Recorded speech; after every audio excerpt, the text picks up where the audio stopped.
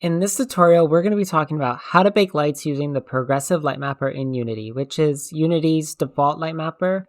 I have a scene here, and if you want all these meshes and everything in this scene, I will put a download link to the Unity package below. But with that, let's focus on lighting.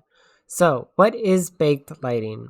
So when you bake lighting, Unity generates what can be best described as like an emissive texture that gets laid over your entire scene to simulate as if there's real lights in your project. So when you use real-time lights in a project, the lights have to get simulated on every vertex that's in your project, which can be really heavy on performance. So it's best to avoid them if you can, unless like you need something very specific to use real-time lighting. So I highly suggest that you use bake lightings if you can. There are 4 types of lights you can add to your scene, and that is directional light, a point light, a spotlight, and an area light. Let's look at the directional light. If we come over to the right side, you can see all the settings in the inspector. The type is directional, which is kind of like the sun. If we zoom out, we can see where this directional light is in the project. It's right here, moving it around. Right now it's real time, which you can see by looking at the mode. There's other settings in here like color, intensity, indirect multiplier, and this is like your light bouncing off of other objects. And you actually, by changing the indirect multiplier value, you won't actually see anything change in your scene because this is not a real-time value. You only see the effects of this after you bake. The bigger this number, the brighter your scene will be after you bake. There's some other settings in here like shadows, if you want it to cast a shadow or not, and then there's other things that complicates that gets a bit more complicated that I'm not going to go into, but this is the main stuff. To make a light baked, we need to go and change the mode from real time to baked. By changing this mode to baked, this does not mean your lights are baked now. You actually have to go into your lighting settings and press this button, generate lighting, to have baked lights in your scene. To get to this window, you can go up here to Window, Rendering, Lighting, and that will pull this up and you can see all these light settings, which we will get to when we're actually ready to bake. But we're not ready to bake yet, so we're going to ignore this for now. Before we move forward, I'm going to right click in the hierarchy and create a new game object, and I'm going to just title this lights, and I'm going to move the directional light into it just to organize my hierarchies. Okay, let's add a point light. We're going to right click in here. I'm going to go to light, point light. I can select this, drag it under that parent object, and now I press W, I can get these arrow keys, I can move this around. Pressing E, I can rotate, but it's a point light. This is just like a light bulb, it shines light in all directions. Let's go into the inspector, let's make sure we change it to bake. I'm going to change the color, I want like a warm tone light here. The range is like the distance. I'm going to do something like let's do 5 and change the intensity to 1.5. And I would like this light to cast shadow. And I'm going to do my best to put this where I want it, which is like in this lampshade. Pressing Ctrl D, I can duplicate this and move a second version of this over here to the other lamp that I have in this scene. I'm going to duplicate the point lights again and move them wherever else I want them in the scene. Going into the inspector, I can change the values, and now I've got all my point lights. Let's add a spotlight. Spotlight is exactly what it sounds like. It's a spotlight, and there's a bunch of settings in the inspector, just like the other lights. We can change the mode to baked, and then let's also use a warm tone for the spotlight. And I've got these objects on the wall here. They're supposed to be like little sconces, so I'm going to move the spotlight over here. I want to make sure the shadow type is set to hard or soft, both. Cast a shadow. The only one that doesn't is no shadows. I'm gonna move the intensity to like 3. You can change the spot angle by using this, which I'll just increase it a little bit, and then the range will be, I'm gonna do something short, like 3, and I think that would be enough. So I'm gonna just do my best to move this into place. Maybe something like this. I want to be careful and make sure that the spotlight isn't getting clipped behind a back face. You'll notice if we look at like the directional light, we can see that this real-time light affects the meshes in this room, even though that there's a ceiling here.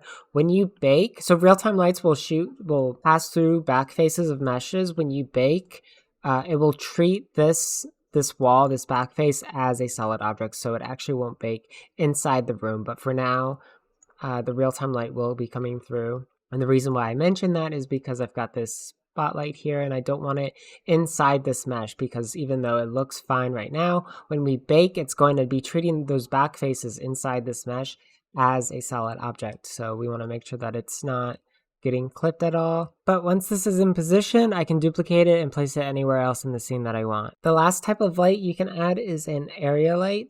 This light is a bit different because it has no like real-time light available, so you won't see it in this scene until you actually bake. The way it works is it takes whatever this area is and shoots light out in one direction. For this scene, there really isn't a good use for this light, but just for demonstration purposes, I'm gonna just place it somewhere. That's all the lights we want to add to the scene, so now let's add our light probes. Right-click in the hierarchy and go down to lights, and then we're gonna add a light probe group. What a light probe does is it saves the lighting information of the scene in the air. So everywhere you see one of these yellow dots, after you bake, the lighting information for this yellow dot area will be saved. This is for dynamic objects like a player. So if your like character walks into here, there's no actual like real-time lights in here to light your character. So it's going to be using the information from these probes to tell the game what this player is supposed to look like at this point in the scene. So let's go ahead and drag this around, and we're just going to take these probes and place it all over the scene. We'll put this kind of in the corner here. If we go to the inspector, press this edit, light probe editing, and we can start to select these probes and move them around. I'm gonna like bring this into a smaller area. Pressing Control D, I can duplicate the probes. And I can come over here and press select all, and now I've got everything, and I can press Control D to duplicate, move this around, Control D, and I'm just placing these everywhere. Okay, so this is good. This is honestly probably a bit overkill, but it's okay. So that's light probes. Make sure you add light probes. The next probe we need, or the next lighting object, is a reflection probe. If you want reflections in your scene, you're going to want to add a reflection probe. After you bake, this will generate a cube map, which is kind of like, you can think of this little ball here as like a 360 camera. The image it creates will be used to create reflections on all your objects. This cube that's around the reflection probe, the sphere here, all the objects that are within this are the objects that are going to be affected by this probe. So whatever image this generates, and the sphere, like I said, is like the 360 camera, whatever image this generates will be placed onto the objects in this cube to simulate reflections in your scene. What I'm going to do is I'm going to take this probe and do my best to put it in the center of the room, and then I'm going to go over here in the inspector, press this little button here, and I'm going to change this cube to fit my room that I've got built here, and that should be good. With the reflection probe placed, that should be everything in your scene, but we're not ready to bake yet. Before you bake, you need to make sure that the meshes in your scene are ready to get baked. The first thing you need to know about baking lights on meshes is that lights only bake on static meshes. So to make sure your objects are static, you can select it, or you can select a parent object. Let's just select the sideboard here. If we come to the inspector, we can see this little static button. It's checked. This is static. What's important for baking is if we hit this check down, we have something here called contribute GI. We need to make sure that this is what's checked to tell the program that when we bake lights need to bake on this object. If you have an object that is not static, so static just means this object is not going to move in the scene. If you have an object that isn't static, but you do want lights to bake onto it, you can, for example, I've got this door here. I can select this door, and I can go up here. You can see it, instead of a check, it's like this little minus. That means some of the things in this box are checked. I want this door to be able to open and close, so instead of setting it as static because it needs to move, the only thing I'm selecting is this contribute GI. That's just telling the program that this needs to get baked when lights get baked. The next thing you need to know about baking lights on meshes is that, let's go ahead and select this sideboard. Everything that you can see has a mesh renderer, and in this mesh renderer, there are more settings for lighting, specifically under this lighting option here in light mapping. If your object is static and has this contribute GI checked, you'll have something in the mesh renderer called light mapping. Under light mapping, there's some settings here. The only thing that I want to focus on is the scale and light maps. What's important, so As I mentioned before, when you bake lights, it creates like this emissive texture that gets laid over your entire scene. And to lay a texture over your entire scene, Unity needs to use a UV map from somewhere, usually it gets generated, to tell where these meshes on the texture actually are. And you can use this scale in light maps to determine like how big does this object look on that texture sheet. We're going to leave this as 1, which is default. But if you bake and something looks kind of weird, you can increase this and then try again and see if it looks any better. So that's kind of just up to you. That's just a tool that you can use to help get some better bakes on your objects. Some other lighting settings, this isn't very specific to baking, but it is specific to lighting. You can decide shadows, receive shadows, and there's some other settings here that you can play around with. Knowing what I just told you about meshes, we now need to go through all the objects in the hierarchy and make sure that everything is set to the appropriate settings. I want to talk about materials real quick before we go on and actually bake. And this seems to be specific with Progressive Lightmapper, at least in my experience, but it seems to have issues baking on some meshes when there are exposed back faces, which I think it may have issues with the materials that are on this wall and right here, and possibly with other things. So sometimes you'll get these like really weird artifacts, and since these have exposed faces, I'm afraid that we might run into the issue. But to fix that, what you want to do is find the material for those objects, scroll down, and you're going to want to check on double-sided global illumination. What this does, I have no idea, but it seems to fix the artifact issues that I found with the Progressive Lightmapper. So just to be safe, and if we run into this issue after we bake on other materials, we'll be able to we'll fix it. But for now, I'm just gonna focus on this empty room and the materials that are on that. So the blue siding, I just enabled it for a rough one. We're gonna do double-sided global illumination. Turn that on, and turn it on here, and maybe for the wood as well. So hopefully we don't run into that issue, but it's good to know if you have some weird artifacts going on and you don't know why, and your UVs are fine, which the issue may be the material or the shader that you're using. So make sure you check that. The last thing I want to check that I haven't talked about yet is terrain. Terrain acts a little bit differently than normal like mesh rendered objects in the scene. So if we hit the terrain object here, and this is a very simple terrain, I've got one material on it. You can see that I've got one terrain layer. Really simple. If we go into the settings, normally when you bring in the terrain is like this huge giant object, but for this, I just did like a 2020 width length terrain. It's really small.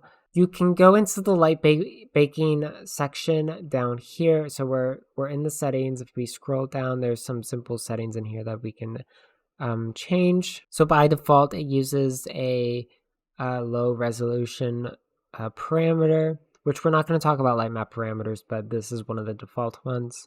You can scale it in the light map. I'm just going to bring it up because it's a small light map, or it's a small terrain, so we can probably increase this. I can actually probably, since this is so small, it'll be fine if I increase this to a default medium or something. And you can increase the texture resolution to like 2K or something. But the important thing is, if you're messing with terrain, this is where you'll find some of the light mapping settings. So now, with that, we are ready to bake. So let's open up the lighting settings. And remember, to get that, you go to Window, Rendering, Lighting, and here we are. Let's create a new lighting settings asset. Create new, and new lighting. This just saved it in my textures folder, which is the folder I had up. I'm gonna move it, and I'm gonna put it in my scenes folder. Looking at the lighting settings, there are a ton of stuff in here. We wanna make sure that the baked global illumination is checked on, lighting mode, shadow mask. I'm gonna change this from progressive CPU to GPU because my GPU is better than my CPU. I'm only gonna focus on a few things here. Max bounces, so this is like how many times lights bounce off of other objects in your scene. I'm gonna keep that as default. Light map resolution is like exactly what it sounds like, the resolution of your light map. And the bigger this number is, the bigger your file size is probably going to be. So I'm going to increase this to 20 or decrease it to 20. Padding is the distance between your UV'd objects. on the lightmap texture. Max lightmap size, I'm going to increase this to, let's do 4K, lightmap compression, high quality, ambient occlusion. This is like creating dark, like the crevices of your objects. If you have this checked, it's going to make the crevices like darker. Indirect intensity, the higher, default is 1, but the higher you go with this, the brighter your scene will be. Lightmap parameters is that parameter again that the terrain was using. We're going to leave that in default medium. Going over to the environment tab here, this is where you can set your skybox material. Right now we're just using the default skybox. If you choose a different skybox, the lighting of your scene will change. Real-time shadow we don't need to worry about because we're not going to be using any real-time lights. Everything has been set to baked. Environment lighting, default is the skybox. You can use a color, and this kind of just changes the brightness of your overall scene. So this is just a single color. I tend to use gradient. I like gradient, and that just kind of makes things feel, I think, a bit better. I usually like to get this really dark. So we'll go with something like that. Environment reflections. This is going to be the reflections on all of your objects in the scene. You'll remember when we set up the reflection probe, everything that this like square touches is going to be using this. Anything that's not touching this square is going to be using whatever is here. You can set this to custom, and then after you bake, you can choose a cube map from your scene to use here if you don't want to use your skybox. But I'm just going to use the skybox, which is and I've got this object out here that isn't touching our reflection probe. This object is going to be using the skybox, which I think it already is by default. So it's probably going to continue to just kind of look like that. We'll leave that for now. There's other settings here. Fog, if you wanted fog in your scene. You can see if I change the density, it kind of, adds fog. I don't want fog in my scene, so I'm going to turn that off. Now let's look at, there's other stuff up here. This just shows you what your real-time light maps you have and baked light maps, which once you bake, all your light maps will show up right here. Real-time refers to if you wanted real-time global illumination, you can check this and it will bake. For instance, if I had a cube that had an emissive texture on it, I could like bake that information and then change the value of that emissive on that object. And Unity will do its best to like save that information, and that will be saved here. And this will increase your light map size by a bunch, and we're not going to focus on that, so I'm going to uncheck that. But if you were to bake real-time GI, this is where you would see those, and I mean it'll also be in your assets folder somewhere. And bake light maps, this is where all your baked light maps will show up once you bake lights, which we haven't yet, and we are ready to. So to bake lights, we've assigned, so in the inspector we can see we've assigned all these lights. Looking at the mode here, we've assigned them all to be baked. They're not baked yet. You have to press bake to bake it, or you have to press generate lighting to bake it. So, and I think we're ready to do that. So let's go ahead and in the lighting tab, go all the way at the bottom and press generate lighting. And this will usually take a while, so just let Unity load, let it do its thing, and the lights will bake. And lucky for me, the scene is small and everything baked pretty quickly, and it's done. So let's look here. This is the result. We're inside the room. It's pretty dark. This couch is all messed up, and we'll get to that in a second. Now, if you look in the scenes folder, we have this new folder called Lightbake, which is, it just named it the name of this scene, which is misspelled. But in this new folder, I'm gonna just fix that. But in this new folder, you can see the baked light maps that Unity generated, and you can see the cube maps here. So if I select this reflection probe, you can see the image that it made. And this is the image that's going to get reflected back to you when you look at objects that are like shiny enough to actually have a reflection. So looking at like the windows and some of the furniture pieces and in the floor, this is the image that's being shown back to you. Now there are things with this scene that I don't particularly like. For instance, I don't like how dark it is, and we can change that by going to some of the settings and changing the values of maybe like some of these point lights. We can also go into the light settings and change the values for the environment lighting. Basically, we'll just manipulate some of these settings to see if we can kind of get a better result for the next bake. If we come out here and I like select this coffee table and I try to move it, you can see that the shadow stays there, confirming that the light is baked on onto the terrain. And the big thing that we need to talk about is this couch. The light bake for this couch is really, really bad. And the reason for that is because the Lightmap UVs for this couch are all messed up. So when you bring in an FPX object into your Unity, your object has a bunch of settings. So if we select, let's select this couch. And if we come over here, you can see a bunch of different settings. And we're going to ignore all of that and go all the way down to generate Lightmap UVs.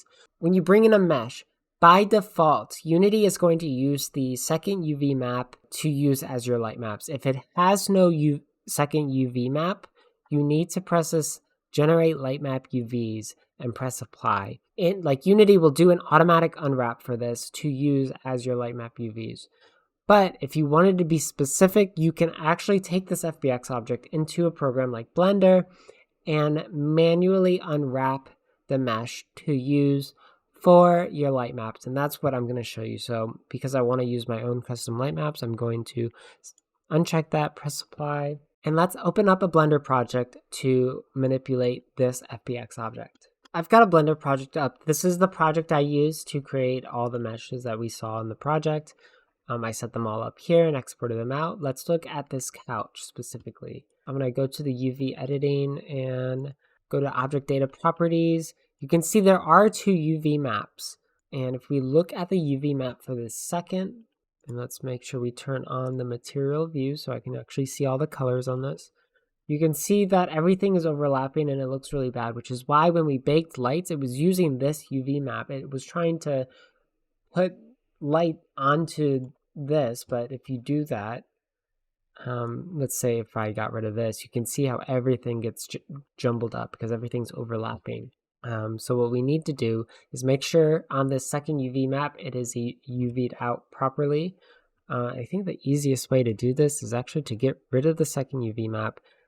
Let's add a new one, which should duplicate the first one. And everything is already unwrapped for the first one. And I'm going to use this cool program I have here. And if you want this, this is a paid Blender add-on called UV Packmaster. If you want it, I'll link it below. But I'm going to use it to pack this all in here. If your object has seams marked properly, you can press U and just unwrap it. I imported this from another project, so it doesn't have any of the marked seams. So I'm just going to use this. This is my second UV map now. I'm going to use this as my Lightmap UVs. This is done. I'm going to go to File, Export, FBX, Unity. I'm going to go find this project, pressing Mesh, Selected Objects Only, and then I'm going to just save it. And this is Couch FBX, and I'm going to export that. And so when we open up Unity again, it will reload, and now it should have our updated UV maps, and I've changed the values for the lights that I've wanted, and now I can go back into the lighting settings and go down and press generate lighting. And now that is done. We can see that I think it looks a lot better in this room. You can see we've got some artifacts here. Let's see if we can fix this. This is the room empty object plane, and we can go under the mesh render settings that I was mentioning, under light mapping. Let's increase this. Let's try 5. Let's actually go a little bit more. And is there anything else? We can see that the couch looks way better. And maybe we can increase this in the light map. Let's go to 5. We can actually see this visualized if we go to this mode display drop down here and go all the way down to baked light map. And as I increase the scale in Lightmap, you can see that this checkered kind of gets bigger and smaller. And so I'm going to increase that. And you can see we increase this to 10, so the cube is really small. So I'm hoping by increasing this value, it gets rid of some of the artifacting that we saw. Let's go back to shaded mode, and I think we're ready to bake again. Okay, so the bake is finished. Let's look at this, and we're going to look at those objects that we manipulated. We increased the scale of this couch, and now this is like so much more crisper and cleaner. The artifacts on the walls and the floors are gone because everything looks crisper and it looks much nicer because we increased the scale of it on the texture itself. These lights look a little bit weird, so I think I'm actually going to manipulate the settings for those a little bit and bake again. But so I'm going to do that, and then there's one more thing I want to talk about. Okay, so my new bake is finished. This looks great. Last thing I want to mention is if you go to find where your light maps are being saved, and for me that's in my scenes folder under this light bake folder. We've got these two textures here. I can actually, like, these are light maps, but they're essentially, they're just textures being laid over everything. So what you can do with textures is you can compress them. So if I hold shift, select both of these, I can go over into the inspector and let's just, change these to, I don't know, 2K, use crunch compression, apply. Actually, I don't know if crunch compression really does anything for light maps, but regardless, you can see that the size here is now 10 megabytes. Let's put it back to 4K just to see the difference. Now it's 42 megabytes. So we shaved off 30 megabytes of these light maps just by bringing it down from 4K to 2K and looking at the scene for this specific example, going from 4K to 2K and compressing these textures. Not much really changes. Like I didn't even notice anything. Like maybe it's a bit more jaggedy here and not as crisp as it was, but I think that's fine for this, for this scene. And you kind of just have to judge for yourself what works for you. My light maps they were 42 megabytes because I was doing a 4K and I increased like the scale of some of these objects and I increased the indirect, like I added more values to get a nicer bake. And the more values you add, the higher your file size is going to be for your textures. Things like that. So that's how you bake with Progressive Lightmapper. If you need help or have any questions, feel free to message me. And with that, I think that's all I've got for you.